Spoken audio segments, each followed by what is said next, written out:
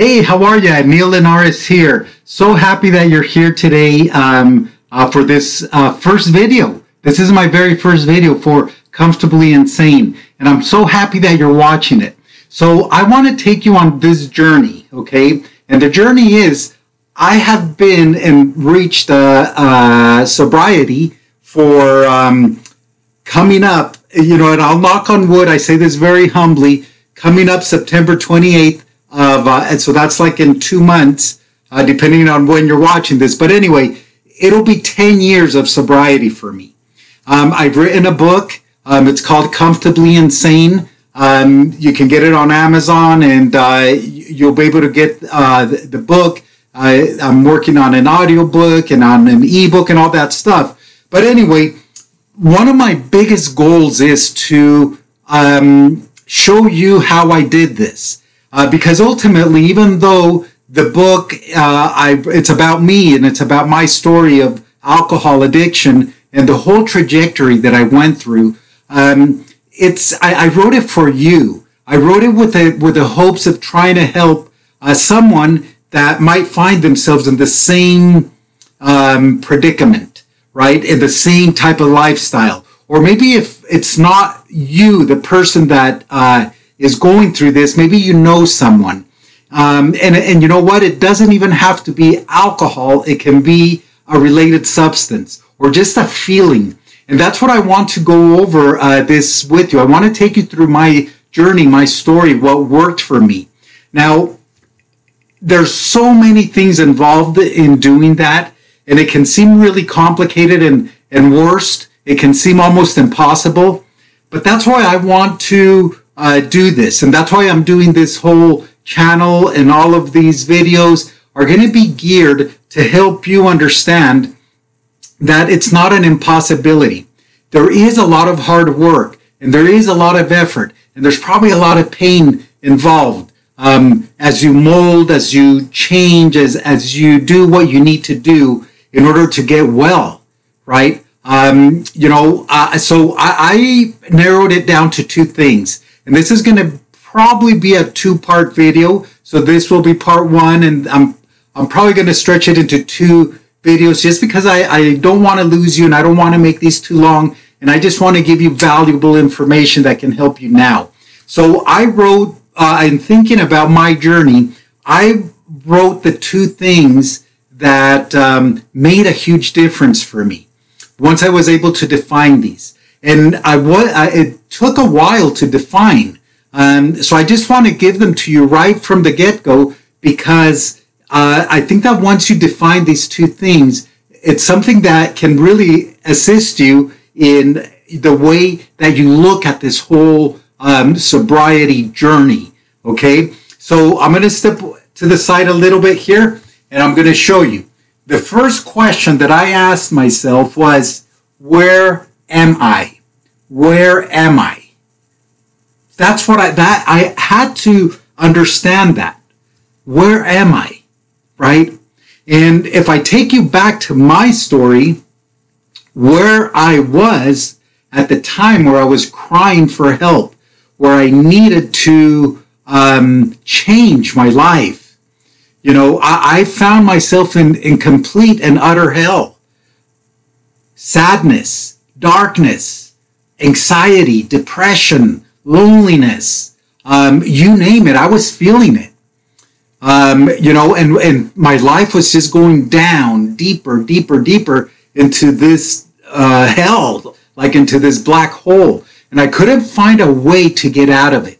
So one of the things, how it started, was that I realized that I was reaching a bottom. And in my story, you'll see that I thought I had reached a bottom, but then it got lower. And then I thought I was at the bottom, and then it got lower, And that is one of the scariest feelings that I've ever experienced, because it was like, oh my gosh, when am I going to stop going down? But that's what I'm going to share. My screen just turned wood black as I was saying blackness and darkness. So now we can laugh about it, but when you're going through it, you can't. Why? Because it's painful, because you're confused, because you don't understand, because it's unfair, because the world is against you, because you're going to die, all these things. That's why. But now we can laugh about it. Why? Because we've gone through so much and we understand certain things. So number one, that's the main thing. Understand where you're at. Analyze your life. Think about it. Think about what's going on around you. Is that where you want to be? Right? I know that the name of my book is Comfortably Insane, because guess what? I was comfortable in insanity. And even though my life was hell, I was comfortable. And if it weren't for certain things happening in my life, I would have been okay just living there, maybe even dying there. But as I went through my journey, I realized, and I said, man, okay, where am I? And where I am is not the best place. It's not the best place to black out every night and wake up the next morning without memory of what I had done. That's definitely not the best place, right? That's where I don't want to be. At the time, I was married to someone that divorced me, right? And it was very legitimate, right? So where was I? I was in a spot where I couldn't hold a relationship. Why? Because the person didn't want to be with me. Why? Because I drank too much. Because I was irresponsible. Okay? So that's the important thing. Where am I? Right? Ask yourself that question. Where am I right now? I was spending money at the bars. I was staying out all night. I was blacking out all night. I was drinking early in the morning. One of the things I would do, I would go to the bar like on a Monday morning after a severe drinking binge over the weekend, and I would, help set up the bar, so I could get a free beer or get beer before they actually opened. And in my mind, this was great. All while my wife at the time is wanting to divorce me, and these are the actions that I'm doing. I'm not taking care of my son the way that I should. I'm not taking care of my job the way that I should. I only think about drinking. So that wasn't the best place to be.